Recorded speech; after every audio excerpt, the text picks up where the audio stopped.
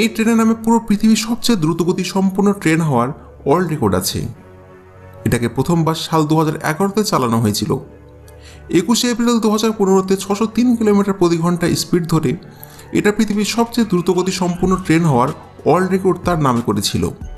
এই train magnetic levitation টেকনোলজির উপর কাজ করে, যার ফলে এটা এতটা থ্রাস্ট পেয়ে যায় যে ট্রেন হাওয়ার সাথে কথা বলে।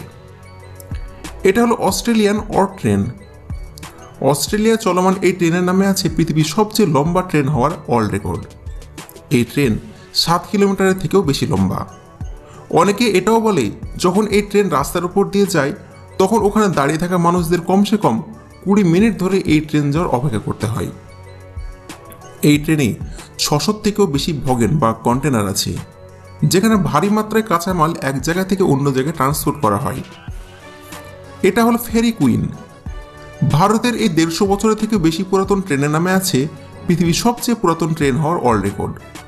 সাল 1855-তে ইংল্যান্ড থেকে ইম্পোর্ট করা এই ট্রেন একটি স্টিম ইঞ্জিন ট্রেন, অর্থাৎ এর ইঞ্জিন তাপের সাহায্যে চলে। কমসে কম 5 শতক ধরে চালানোর পর 1907-এ রেলওয়ে কর্তৃপক্ষ দ্বারা এই ট্রেনকে রিটায়ার করে দেওয়া হয়েছিল, কিন্তু সাল 1997-তে আবার একবার এটাকে রিপেয়ার করা হয়, যার পর এই ট্রেন আজও ওয়ার্কিং কন্ডিশনে আছে, কিন্তু এটাকে কিছু খাস সময়ে চালানো হয়। এটা হলো টার্বো জেট ট্রেন।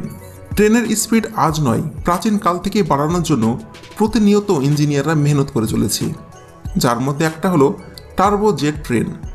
1970-এর দশকে সোভিয়েত ইউনিয়নের ইঞ্জিনিয়াররা ট্রেনের আগে দুটি বড় জেট ইঞ্জিন লাগিয়েছিল। তারপর যখন এই ট্রেনের ট্রায়াল করা হয়েছিল তখন এই ট্রেন ওই সময়ের স্পিডের সমস্ত রেকর্ড ভেঙে দিয়েছিল। এই train 295 kilometre per hour speed ধরে নিয়েছিল, যার ব্যাপারে 1970-এর দশকে কল্পনা করাও অনেক মুশকিল ছিল। এই ট্রেনের ট্রায়াল তো সফল ছিল, কিন্তু সোভিয়েত গভর্নমেন্ট এতে বেশি রুচি দেখিয়েছিল না, কারণ যদি জেট ইঞ্জিনে ব্যবহৃত ফুয়েল এভাবে খরচ হতো তাহলে সোভিয়েত সরকারের আর্থিকভাবে অনেক ক্ষতি হতো। এটা হলো স্নো রিমুভিং।